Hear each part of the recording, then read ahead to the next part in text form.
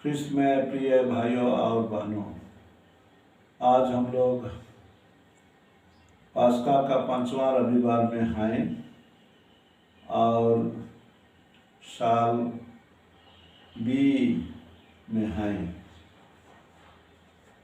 और आज के प्रभु का वचन हम लोगों के लिए है पहला पाठ प्रेरित चरित 9 अध्याय 26 से 31 तक। दूसरा पाठ है संत यूहन्ना का पहला पत्र से 3 अध्याय 18 से 24 तक। और सुसमाचार है संत यूहन्ना के अनुसार सुसमाचार 15 अध्याय 1 से 8 तक। पहला पाठ में हम लोग सुनते हैं प्रेरित चरित, जो है मंडली का पहला इतिहास पुस्तक, और हम लोग सुनते आ रहे हैं साप्ताहिक मिसा में भी और रविवार के पाठ में भी। मुख्य दो व्यक्ति हैं पेतरुस और पौलुस। आज हम पौलुस के बारे में सुनते हैं। पौलुस जब यरूशलेम पहुंचा और शिष्यों के समुदाय में सम्मिलित होने चाहा तो एक प्रकार का डर फैल गया था कि वो सही में यीशु में विश्वास करते हैं कि नहीं और यीशु के शिष्य हुए हैं कि नहीं। इसी माहौल में बरनबास प्रेरितों के सामने उनको लाया और उनका परिचय दिया, और बरनबास यरूशलेम के समुदाय में उनका पहचान दिया, उनका परिचय दिया। परिचय ये था कि वो जब भी शुरू में क्रिश्चियों का विरोध किया, बाद में वह दमिश्क जाते समय दर्शन पाया और उसका सोच विचार स्नान लेने के बाद में सब बदल गया और वो यूनानी भाषा भाषी के लोगों के बीच में प्रचार शुरू किया। ये बात को हम लोग सुनते हैं। और जब भी वो कर रहा था उन्हें एक प्रकार का विरोध भावना था, इसलिए पौलुस को कैसरिया ले जाकर उसको तरसुस भेजा गया ताकि वहाँ बिना बाधा चाहे बिना विरोध वो प्रचार कर सके। लेकिन इसका परिणाम ये हुआ, हम लोग पाठ का आखिरी भाग में पढ़ते हैं कि सारा देश में चाहे यहूदिया, गलीलिया, समारिया में कलीसिया में संख्या बढ़ती जा रहा था और लोग यीशु के ऊपर विश्वास करने लग रहे थे।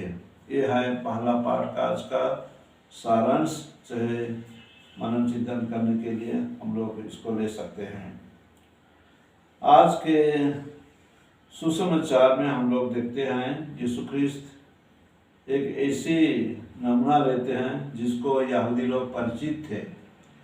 हम लोग गणना पुस्तक 13 अध्याय में सुनते हैं जब मूसा नबी उनको भेजा था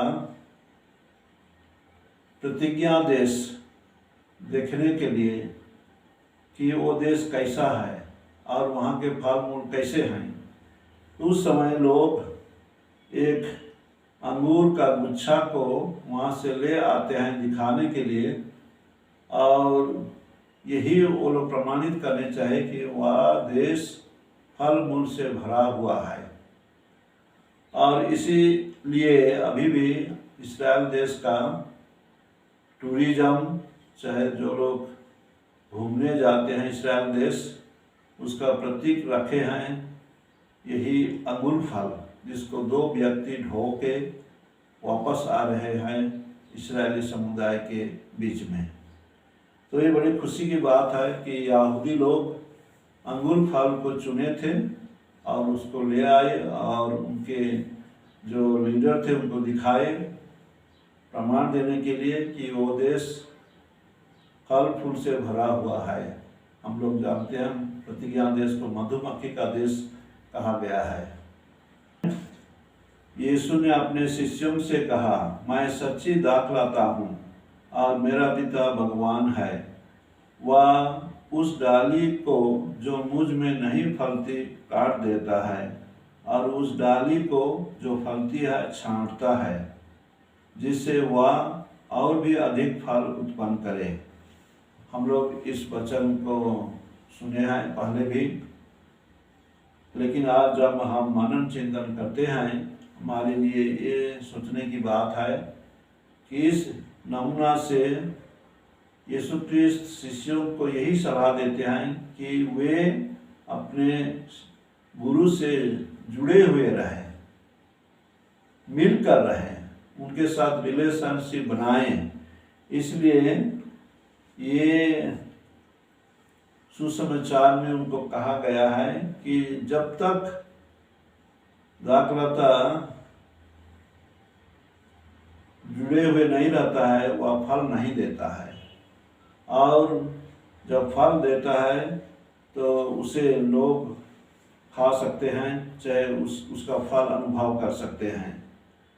और ये भी कहा गया है जब दाखलता के साथ हम लोग जुड़े हुए नहीं रहते हैं तो हम लोग फल नहीं दे सकते हैं, जैसे सूखी डाली की भांति हो जाते हैं। ऐसी बातें हम लोग सुनते हैं।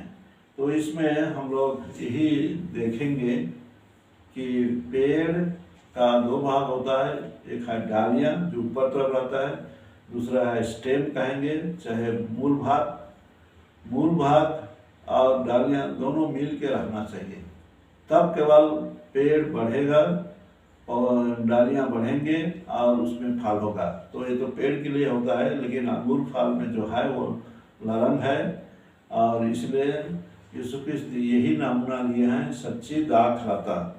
और जो उनका पिता को लेकर कहते हैं वो भगवान है, अर्थात वो देखभाल करता है और सही हिसाब से वो काटता है, छटता है, जिससे वो दाखलता सही फल दे सके। ये हमारे लिए एक आध्यात्मिक शिक्षा है कि हम लोग को ख्रीस्त के साथ में जुड़े हुए रहना है। जितना हम जुड़े हुए रहेंगे उतना ही फल दे सकेंगे, अर्थात हम उनसे आशीर्वाद पाएंगे। हम लोग यीशु से, मसीहा से जितना हम जुड़े हुए रहेंगे उतना ही हमें फल मिलेगा, और जब हम जुड़े हुए नहीं रहते हैं तो हम फल नहीं दे सकते हैं। हम लोग वचन में सुनते हैं सारी कलीसिया उनसे ही जुड़ी हुई है। यीशु तब बतलाते हैं कि हम में से प्रत्येक जन उनसे जुड़े रहकर ही फल उत्पन्न कर सकते हैं। वे कहते हैं कि उनके वचनों को सुनकर विश्वास और प्रार्थना के द्वारा हम सभी उनसे जुड़े हुए हैं। प्रिय भाइयों और बहनों, इसी आधार में आज का दूसरा पाठ भी हम लोग सुने संत यूहन्ना का पत्र से। वो कहते हैं विश्वासियों के लिए हम वचन से नहीं काम से प्यार करें, अर्थात हमारा प्यार करने का तरीका खाली मुंह से, बाहर से ना हो, लेकिन हम आंतरिक भावना से, काम से, जीवन से हम प्यार करें।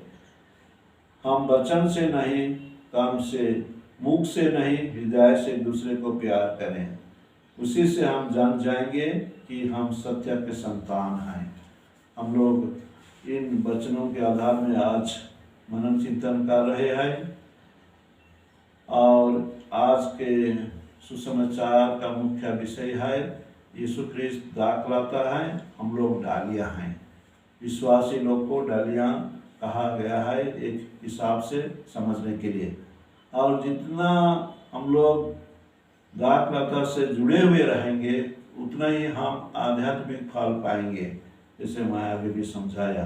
तो चलिए आज जब हम पस्का के 5वां रविवार में हैं, आज के दिन में इस सुंदर वचन जो है दाखलता का दृष्टांत हम लोग अपना जीवन को प्रार्थना, चाहे विश्वास का जीवन, चाहे दूसरों की सेवा का जीवन, चाहे दूसरों के लिए त्याग तपस्या का जीवन को हम लोग समर्पित करते हुए हम लोग यीशु ख्रीस्त के साथ जुड़े हुए रहेंगे। और जुड़े हुए रहकर हम अपना जीवन में हम आगे बढ़ते रहेंगे ताकि ईश्वर हमें आशीर्वाद दे। आज मनन चिंतन करते हुए हम प्रभु यीशु के नज़दीक आएंगे और हमारे जीवन में हम जरूर आशीर्वाद पाएंगे।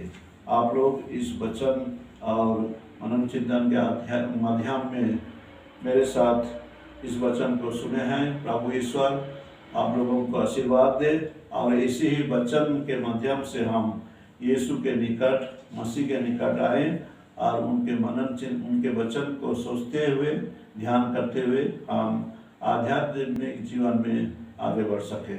आमीन।